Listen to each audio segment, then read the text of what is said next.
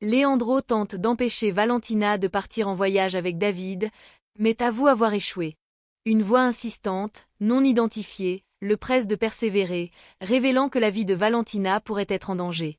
Furieux, Leandro menace de dévoiler la vérité sur les agissements d'Antonia concernant la grand-mère de Valentina. La voix répond « Ce n'est pas encore le moment ».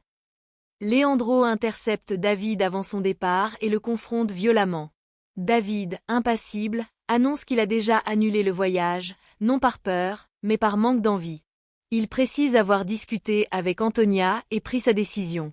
Gabriella, sous l'identité de Veronica Dante, accompagnée de Giulio et Lucio, rencontre Leandro pour lui faire une proposition. Elle révèle que son groupe est propriétaire de la mine Chumaco et lui présente un document prouvant que ces terres appartenaient aux Beltrán, famille du premier mari d'Antonia. Leandro est abasourdi d'apprendre que le sénateur Hannibal Vilga est complice de ces manœuvres et que les terres des Suarez ont été volées via un faux testament. Gabriella provoque une mise au point avec Alberto, son employé, qui commence à flirter avec elle. Elle le remet sèchement à sa place. « Tu es mon subordonné. » Alberto tente de s'excuser, mais Gabriella reste inflexible. En partant, il confie à Lucio sa frustration d'avoir été humilié. Gabriella, satisfaite, jubile d'avoir obtenu d'Alberto des informations cruciales sur le vol des terres. Valentina confronte David au sujet de Cecilia, l'accusant de profiter de son innocence.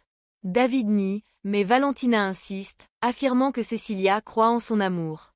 Pris au dépourvu, David avoue « Je ne sais pas vraiment ce que je ressens ». Gertrude se rend chez Antonia pour l'interroger sur la propriété de la mine Chumaco. Antonia, furieuse, explose, insultant Gertrude et lui rappelant son statut de subalterne.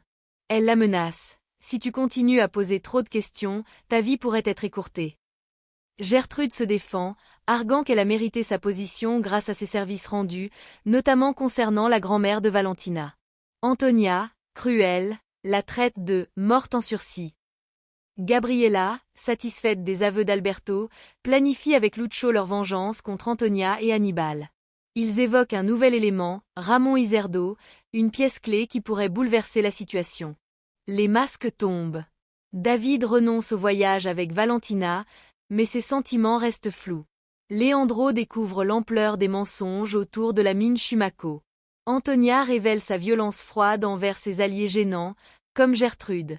Gabriella tisse sa toile, obtenant des informations cruciales pour sa revanche. Constanza tente de redonner espoir à un personnage non identifié, dans une scène inachevée. Seul, Leandro s'effondre, rongé par la douleur. Antonia, jouant la mère compatissante, l'encourage à exprimer son chagrin. Il la repousse, demandant à être laissé seul. Dévasté par la culpabilité, il se rend à l'église pour prier. En larmes, il supplie Dieu, promettant de payer pour ses fautes passées, notamment envers Gabriella. Valentina découvre que Cecilia vit désormais chez Veronica Dante. Maximiliano, chauffeur d'Antonia, l'a recueillie après que sa belle-mère l'a chassée. Valentina félicite Cecilia et l'invite à l'appeler par son prénom, affirmant « Nous sommes désormais amis ». Seul à l'église, Leandro poursuit son monologue intérieur, implorant Dieu. Il se reproche de ne pas avoir soutenu Gabriella et exprime son désespoir d'avoir tout perdu.